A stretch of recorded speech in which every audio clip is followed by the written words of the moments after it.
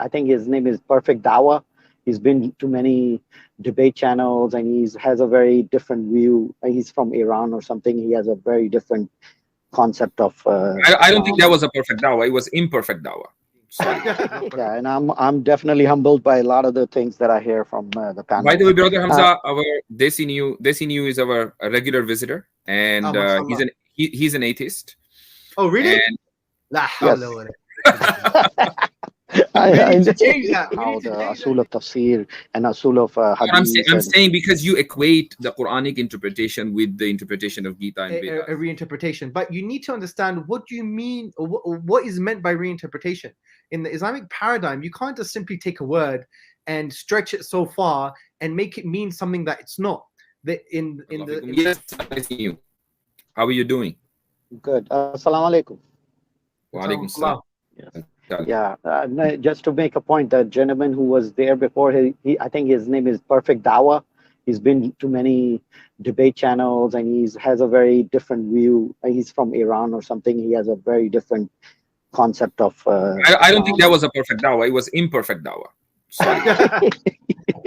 yeah, but yes. But first of all, I'll just make one comment and I'll ask one question because I don't want to take too much time. I know there are other people waiting. So first of all, I would say, Mufti Saab, thank you very much to get like these giants of academic Islamic dawah on your channel. I mean, Hamza Sources is here and Yasir Raja is here. I really appreciate you guys, having a platform in which people like Hamza Sources are invited and they come and talk.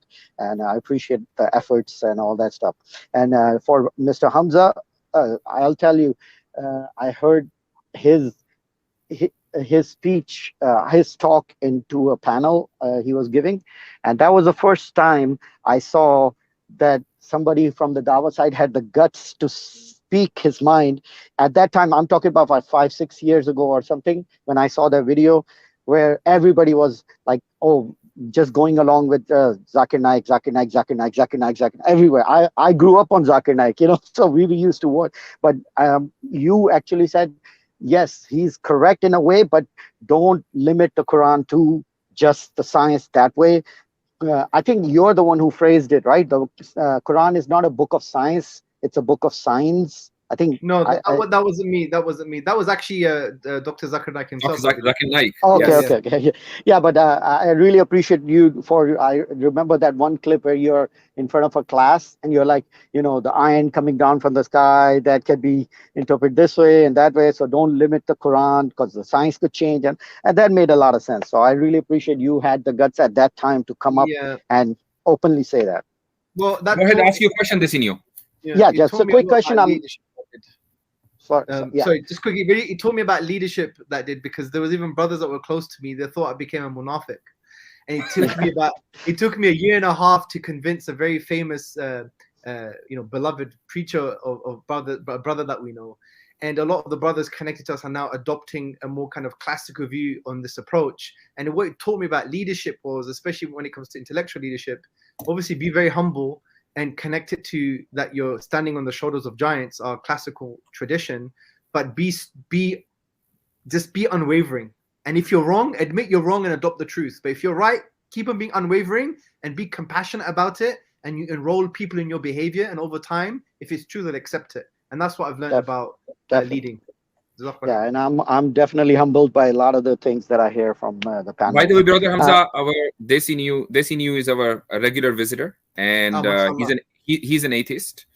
Oh, really? And La hawla wa la quwwata. We need to change that. We need to change that. You blew up my Mufti Saab. You blew up my spot. Come on, man. No, I'm just kidding. I'll just quickly ask the question, and I'll take my leave. The question I would ask is, the way you are saying that these verses can be interpreted in this way or that way. I mean, not to take anything away from what you're saying, but I've heard a lot of the Christian apologetics. They speak in the very similar manners, and even the Hindu apologetics in their Gitas and all that, and they take these verses and the words and like, look, this word could mean this, and this, you see, this can be interpreted as the sun, and this sort of like analytics Don't you? And even down to haikus, like the Japanese haikus. There are some haikus that have books written on them, just like for the 5 sentences and all that stuff. So wouldn't you agree? Like the exercise that is done on the Quranic verses can be done on other books, and different meanings and all that come. And even the verses that you interpret, the scientific information that you can reference from it, you can actually reference other things from it, just based on, if you look hard enough, you can find different interpretations and different from it. So in my opinion, the real miracle is not the Quran. The real miracle is Hamza sources, Kaisar Raja, and all those people who actually take the verses, which look kind of pedantic and very basic, but then you through the magic of, like, reinterpretation and re-understanding and all these other heavy duty philosophical terms and all that, give a different meaning to those words, which kind of fit in today's sensibility also. But at the same time, when you compare that to the rest of the books, of the religious books, you can see the underlying fact that no, these verses most likely were written for the people of the 7th century, and it pretty much contains pretty much what they thought world was at that time. But now, since we know all the back-end information, science and cosmology and all that stuff, now we retrofit, we ad hoc all of these meanings back into the Quran. And like you just said 5 minutes ago, you said even in 2070 or something, these verses will make sense. That kind of shows that even in 2050 or 2070, there'll be people who will take these verses, and whatever the new genetic information will come in, they'll reinterpret these verses and they'll try to fit that genetics back into the Quran. So to me, it looks like it's just an exercise in, that's my. Don't you think that's the case for a lot of these religious books? And that's my question. Thank you very much. Yeah, very, very good question. So the first thing you need to understand is, what you said is not necessarily problematic, because, as I've said during the stream, the primary function of these verses is for you to reflect on what God wants you to reflect upon based on your understanding. Primarily, it should be on your kind of phenomenological first-person experience, your naked eye experience. But even if you have a different advanced understanding, you have more insight into natural phenomena that God is referring to, you can still use that. And even if you're wrong, or even if you're partially right, or whatever the case may be, if you have a sincere heart and you reflect properly, you will conclude the epistemic goals that God wants you to conclude, namely that there is creative agency, divine creative agency and power permeating the universe, that he's worthy of worship and praise, and all of the goals, some of the goals that I mentioned previously. So this is not a problem if there is a reinterpretation, but you need to understand what do you mean, or what is meant by reinterpretation. In the Islamic paradigm, you can't just simply take a word and stretch it so far and make it mean something that it's not. In usul tafsir, in the principles of exegesis, when you don't have a statement from the Prophet sallallahu alaihi wasallam, or extra valid Quranic traditions like statements of the companions and so on and so forth that explain the meaning of the word, you have to refer to the classical Arabic in general. And when you refer to classical Arabic, there is a scope of meaning. You can't stretch it and say, well, this, dog means cat and cat means dog, right? That's not the case. You have a valid scope of meaning. Now, so you can't do any reinterpretation and make up your own meaning. You have to stick to the principles. And now what you're saying is, well, maybe you're saying it's not just about that. It's about, well, how do you correlate those layers of meaning to reality? Also, there are rules concerning that as well, because it's to do with language and it's to do with understanding the reality itself. But the point here is, it's not as you portray it. It's not this crazy poetic linguistic gymnastics, because you have to stick to the principles of usul tafsir. The other thing to mention is, when you come to other traditions, like the biblical tradition, the biblical scholars have already spoken about this. They say we can't do this gymnastics anymore. We just have to admit it's mythological. Just like Dr. William Craig, he argues that some of these statements are referred to natural phenomena. He does not take them literally. He doesn't even take them allegorically, I believe. He takes them as it's mythological, and that has a function according to him. So it's not as simple as saying, oh, all religious texts do this. There are some valid and invalid interpretations, and there's some valid and invalid meanings. And you have to, you will know how to assess that when you understand the tools of interpretation of a particular text. And the beauty of the Quran, it gives us the tools of interpretation. The beauty of Islam, it gives us these principles from the Quran itself and from the practice of the Prophet sallallahu alaihi wasallam and the rightly guided. And Desinu, are you familiar with any subject or any science that's called usul tafsir that exists in Hinduism? Or maybe? Of course, I'm not like a scholar or mufti or anything, but I'm familiar with it, what it means, and how the usul of tafsir and usul of hadith. I'm saying because you equate the Quranic interpretation with the interpretation of Gita and Vedas. No. I didn't make a direct correlation. What I'm saying is on a very higher level image, not like at the nitty gritty of it. I'm talking on a bigger picture thing. The similar things that, like you said, like William Lane Craig is almost to a point where he's saying that these stories in the Bible are myths. And the way I look at it is Islam is also on the same path. Within the next 50, 60 years or 100 years, certain scholars will be like, you know what, we really can't take these things as a literal thing that the moon actually split and all that stuff. Let me explain why that can't be the case. Because when you study the structure of these verses, you study the purposeful ambiguity as well, and the valid range of meanings that are not an infinite scope, it's a limited scope. You see remarkably that when you take the layers of meaning, they would make sense primarily from a first-person phenomenological perspective, first-person naked eye perspective. But there are other layers that in a phenomenal way make sense to more modern readers or readers who have a different insight, or they give different layers of lessons. And I gave an example previously of the word alaqa, for example. Let me give you an example. In Surah Mu'minun, chapter 23, God talks about alaqa. Now, the word alaqa, in the context of these verses, is connected to the epistemic goal of that God is the best of all creators, and about that God is going to resurrect us. We're going to die and we're going to be resurrected. So these are the conclusions. Primarily, the primary function of this verse is to conclude that God is the best of all creators, and that we're going to be resurrected. We're going to die and be resurrected. So how does definitely I understand, and I heard when you said it the last time. So I want to give it again because it's important for the pedagogy, not of yourself, but for others who just join as well. The way I feel like it is, these layers that you talk about are man-made layers that are being added onto the Quran, which originally on the first-person perspective, these layers are not there.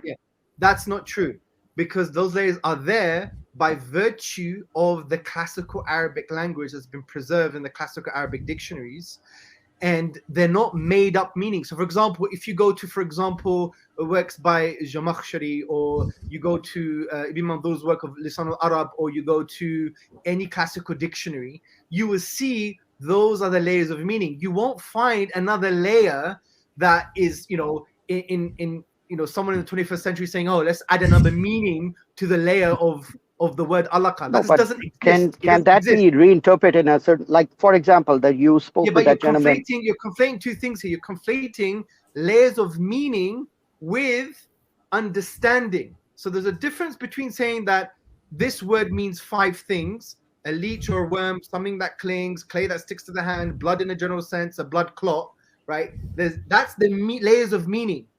Now, the reinterpretation that you're probably talking about, and you're conflating the two, is, well, if we adopt the meaning that it's a leech or a worm, how do we make sense of that today?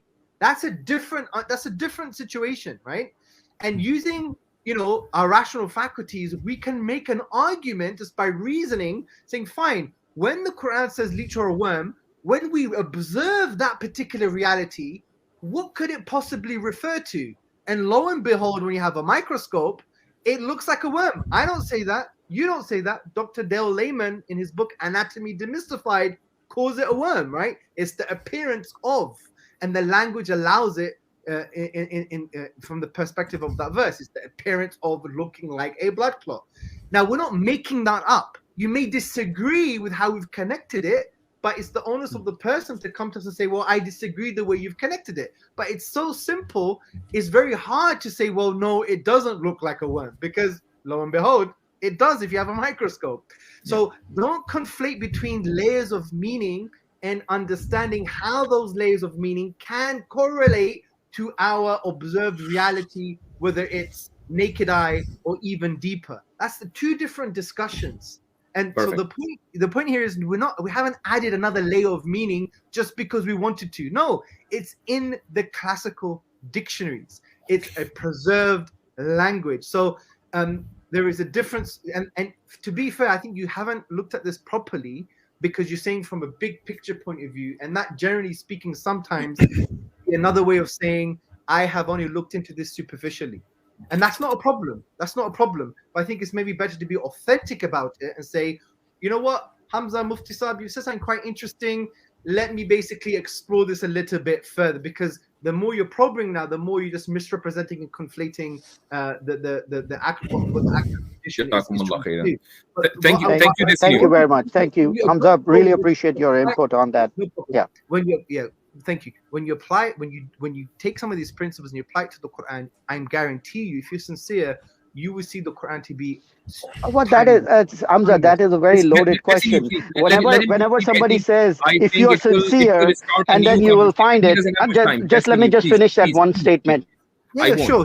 I do appreciate that, but that wasn't a question. It was a statement, and my statement of fact is, if somebody's sincere and they apply these kind of principles and concepts on the Quran and allows the Quran to speak for itself, and I really believe that it's gonna hopefully penetrate their heart, and they're gonna affirm La ilaha illallah. There is no deity worthy of worship except Allah. Indeed. All right. Well, wouldn't you agree? That's a very loaded question, very loaded statement, saying that if you're sincere, because that's poisoning the well. Because obviously, if somebody doesn't agree with you, it's an intellectual nuclear bomb. Absolutely. Can I comment on this very quickly, sir? This in your sub, I know, because we have spoken to one another, and Yasir bhai, just a minute. Brother Hamza, how much time do we have? How much time do you want from me? All day. We're enjoying it, mashallah. Okay, let's carry on. Let's carry on as much as we can. Let me know whenever you feel you need to step out. Let me know, inshallah. That's fantastic. Yes, this in Yusab, we know, because we've spoken to one another before, right, that you have a tendency of making this flagrant, sweeping statements that all religious books are same, and so on and so forth. And the thing is that, I hold you above average, because a number of other atheists we get from this part of the world, and they don't really have kind of an understanding that you occasionally display, which means that the standards associated with yourself ought to be higher.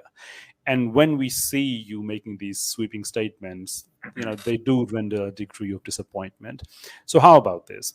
If you believe that the Quran, we attach new meanings to it and attach new words through which we try to understand, and we keep the language flexible enough so that we can keep on adding new words, wouldn't it be much better that instead of making these sweeping statements, you can actually show us that, look, this is 1,000 years ago, and this verse had that many words explaining it, and this was 500 years ago, and so many X amount of words have been added to it, and this is 100 years ago, and you guys have been adding more words to it.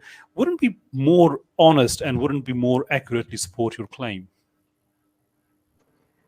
Yes, Mr. Kasasab, like if you're talking about sweeping statement, I'm sure just like you accused me of sweeping statement, you should accuse Hamza also of sweeping statement of saying, if you're sincere, kind of sweeping the whole genre. It's like anybody who doesn't agree with that, what you said, is by default not sincere. So isn't that a sweeping statement in itself? So answer to my very specific question, your approach is, hey, I'm wrong, but I think Hamza is also wrong. No.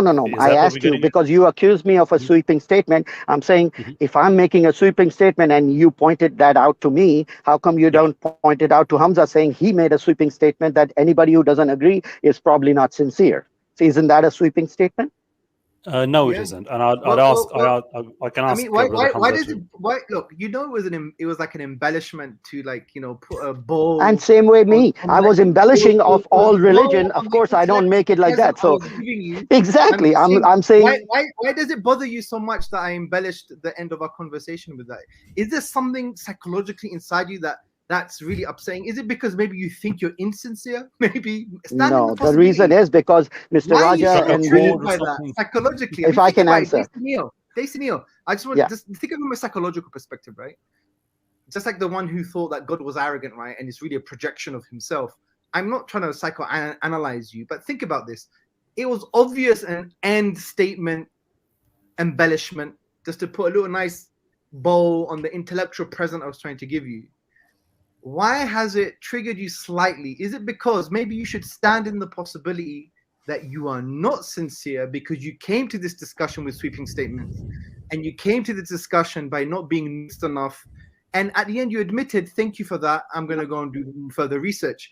So don't use it now as an argument against Kaiser. Take him on his own grounds. Yes, for argument's sake, it was a sweeping statement. I'm sorry, but it doesn't negate everything else that I've said. But I didn't say it negated. Think about it from a psychological perspective. Why be so triggered? Is it because there is something else that's so let me ask you a question. So you're saying I'm not going to psychoanalyze. Desi knew. I think you got enough content for your next stream. Okay. No, it's not for the stream. As you know, these are not my bread and butter, so these are just a hobby for me. So it's not even a thing. I know that. Yeah, but what I'm saying is, the fact that you said I'm not going to make that last question. Come on, you asked your last question, and it was. Can I not respond to what Hamza said?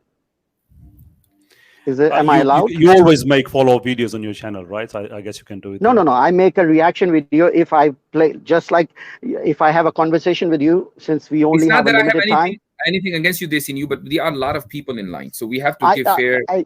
I totally agree. Thank you, Hamza. I'm not gonna respond to anything that you said. It's your platform, and I know a lot of people are waiting. I'll take my leave. Hamza, I really appreciate all your effort. Mr. Kasasab, I would love for you to come to my channel so we could have a very friendly discussion. As on Facebook and Messenger, you told me that you will come, but you haven't responded to me. I'm waiting. Anytime you're welcome to come and we can have a friendly chat. Okay. Thank you very much, guys. Don't make sweeping statements. Thank you. Thank you, Desi. Thank you.